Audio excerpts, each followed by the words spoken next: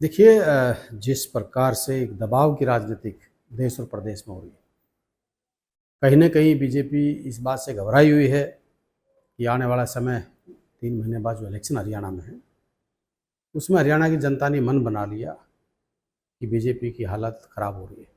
इसी के दबाव में चाहे वो राव धन सिंह जी की बात हो, चाहे वो सुरेंद्र पवार जी की बात हो, चाहे हमारा एक समाज से सतबीर थे उनकी बात हो, चाहे और थे, जो इस प्रकार की छापे चल रहे हैं, ये कहीं न कहीं दबाव की राजनीति है। और मैं एक चीज़ ज़रूर कहता हूँ, ये जनता है, जिस पे जनता का आशीर्वाद है उसको कोई हरा नहीं सकता।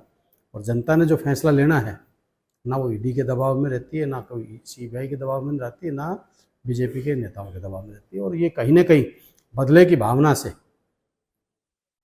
ये कार्रवाई की जा रही है।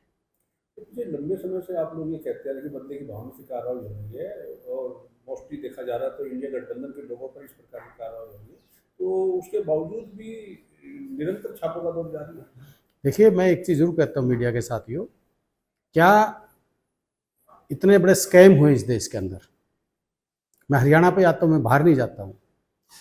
यहाँ पे शराब घोटाला हुआ, धान घोटाला हुआ, रजिस्ट्री घोटाला हुआ, खनन घोटाला हुआ, इतने घोटाले हुए।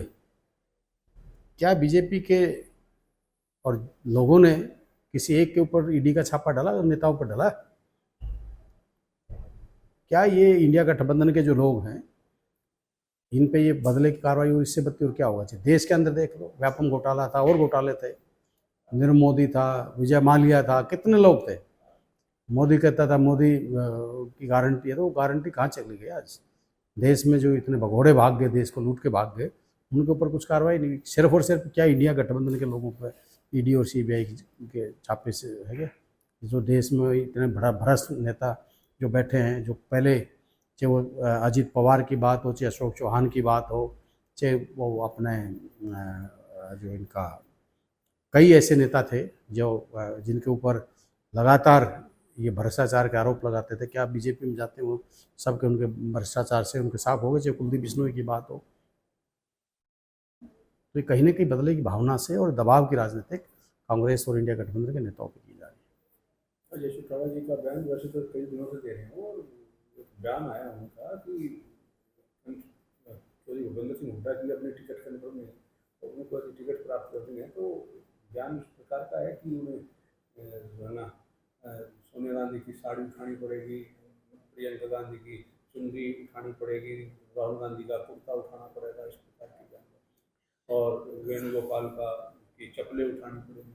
देखिए, मैं आपको बताऊं, जो आदमी जिसका मानसून संतुलन खराब है, जो एक भ्रष्ट और सबसे ज़्यादा हरियाणा में जिन्होंने अब लूट मचाई 5 साल 4.5 साल, उसके जननी ये अजय चौटाला, दुष्यंत चौटाला थे। और मैं इनको कभी सीरियस लेता नहीं। जो हरियाणा की जनता ने सीरियस नहीं लिया, जिनकी 1% से भी कम वोट आई, वो क्या बोल रहे? और मैं तो कहता हूँ चौटाला परिवार से लोगों ने नफरत हो चुकी है।